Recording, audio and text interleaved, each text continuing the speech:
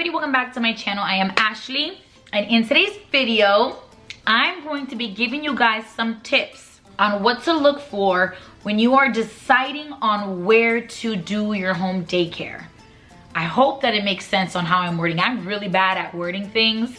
Instead of saying one word, I say like 5 per word, so hopefully it makes sense. But I've ran my daycare in 3 different locations. All 3 of them were different, but they do have some things that are staples, that are must-haves. Like if I move out of this house and I go into a different house, I know that there are certain things that are like non-negotiables that I'm gonna need to have.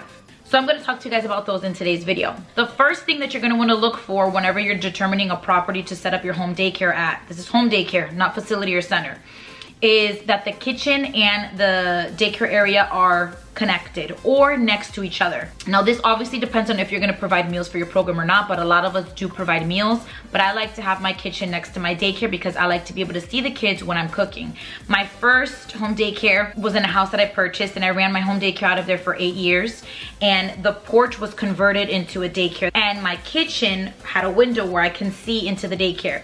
It wasn't as intimate and as connected as my current location or the one that I was at before here. So that to me is a non-negotiable whenever I do purchase a house, or whenever I do, move out of the current house that I'm in. I'm really gonna aim to have the kitchen and the daycare area connected to each other because that makes my life a lot easier. I'll include pictures of my apartment so you can see the kitchen is right next to the daycare. And then I do have a tour on the house that I'm currently in, and you can clearly see that the daycare is connected to the kitchen. The second thing that is a non-negotiable is that it needs to have a fence. So I say non-negotiable, but obviously you can purchase a fence and put it up. But if you have a fence already at the property, it's so much more easier. You're gonna need a fence. The kids have to go outside, and you are required to have a fence. The third thing that I have is to have a full bathroom downstairs. So I learned that after having a 2-floor house. This is the first 2-floor house I've ever lived in my entire life. And downstairs, if you guys watch the tour of this home, you notice that there's a half bathroom downstairs. I'd rather have a full bathroom with a bathtub, not a shower. Reason being is if kids have accidents, if they throw up, if they go pee on themselves or poop on themselves, and you have to clean them up like in a quick bath, you'll have a bathroom downstairs to be able to do that. So I had a child that had a stomach virus, I think it was 2 years ago, threw up. I had to give him a bath. Like there was no way that I was gonna be able to get away without giving him a bath.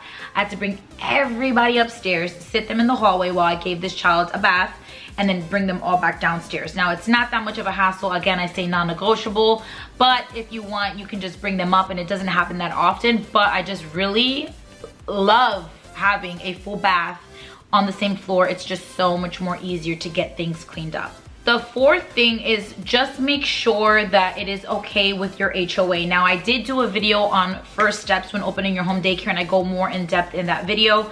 But before you open up a daycare, and something that you need to look for when you're picking a place, is to make sure that it's okay with the HOA.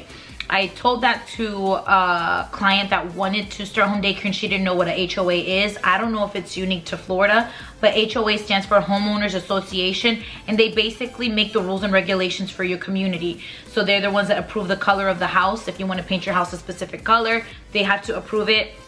If you want to run a home daycare, it has to be approved by them. There are things that you can and cannot do in a community that has an HOA. There are communities that have no HOA, which if you can find one of those, I would just go for that. It just makes life a lot easier. But if you have an HOA, make sure that you check with them that it's okay to have your home daycare.